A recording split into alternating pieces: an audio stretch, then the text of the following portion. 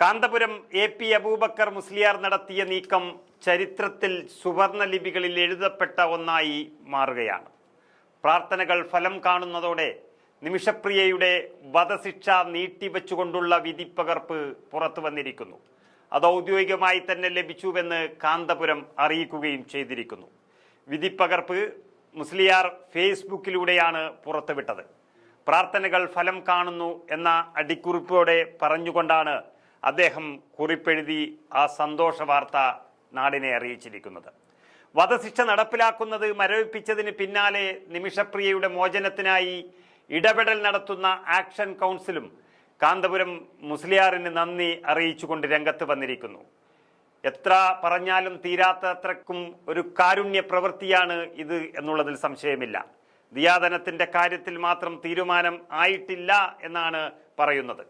കാന്തപുരം മുസ്ലിയാരുടെ ഇടപെടലിനെ തുടർന്നാണ് നിമിഷപ്രിയയുടെ മോചനത്തിനായുള്ള അനൌദ്യോഗിക ചർച്ചകൾക്ക് തുടക്കം കുറിച്ചത്. യമനിലെ പ്രമുഖ സൂഫി ഗുരുവായ ഷെയ്ഖ് ഹബീബ് ഉമർ ബിൻ ഹബീദുൽ ഈ വിഷയത്തിൽ ഇടപെട്ടതോടെയാണ് നിമിഷപ്രിയയുടെ വധശിക്ഷ തന്നെ ഒഴിവാക്കുന്നതിനുള്ള അനൌദ്യോഗിക ചർച്ചകൾ കഴിഞ്ഞ ദിവസം ആരംഭിച്ചത്. അതിപ്പോൾ അതിൻ്റെ ഏറ്റവും നല്ല സൂചനകളാണ് ലഭിച്ചുകൊണ്ടിരിക്കുന്നത്.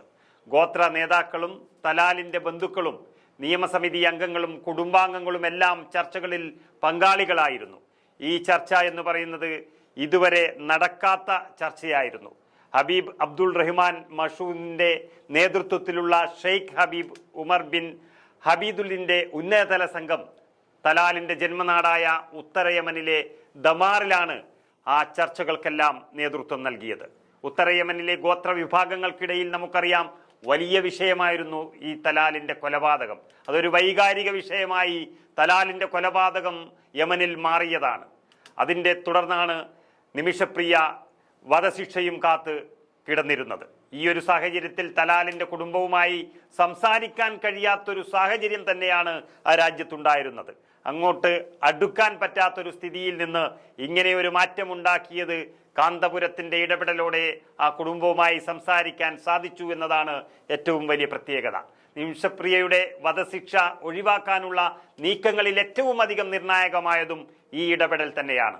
കേന്ദ്ര സർക്കാരിന് പോലും ഇടപെടാൻ പരിമിതിയുണ്ടായിരുന്ന ഒരു വിഷയത്തിലായിരുന്നു കാന്തപുരം മുസ്ലിയാർ ഇടപെട്ട് അനൌദ്യോഗിക ചർച്ചകൾക്കുള്ള സാധ്യത തുറന്നുവച്ചത്. നമുക്കറിയാം, കഴിഞ്ഞ ദിവസമായിരുന്നു കാന്തപുരം ഈ വിഷയത്തിൽ ഇടപെട്ടത്. യമൻ ഭരണകൂടവുമായി അദ്ദേഹം ചർച്ച നടത്തിയെന്നുള്ള വിവരം പുറത്തു വന്നതും നമ്മൾ കണ്ടു. യമൻ പൗരന്റെ ബന്ധുക്കളുമായും ആശയവിനിമയം നടന്നതായും അങ്ങനെ വിവരമുണ്ടായിരുന്നു. ഇതിന് പിന്നാലെയാണ് ഒരു അടിയന്തര യോഗം യമനിൽ വിളിച്ചു ചേർക്കുന്നതും നിമിഷപ്രിയയുടെ കാര്യത്തിൽ വലിയൊരു ടേണിംഗ് പോയിന്റായി അത് മാറുന്നതും. നിമിഷപ്രിയയുടെ വധശിക്ഷ ജൂൺ 16-ന്, അതായത് നാളെ നടത്താൻ ഇരിക്കുകയായിരുന്നു. അതിൽ നിന്നാണിപ്പോൾ മാറ്റമുണ്ടായിരിക്കുന്നത്. ഇത് എത്രയും അഭിനന്ദിച്ചാലും തീരാത്ത ഒരു കാരുണ്യ പ്രവൃത്തി എന്ന് തന്നെ പറയാം.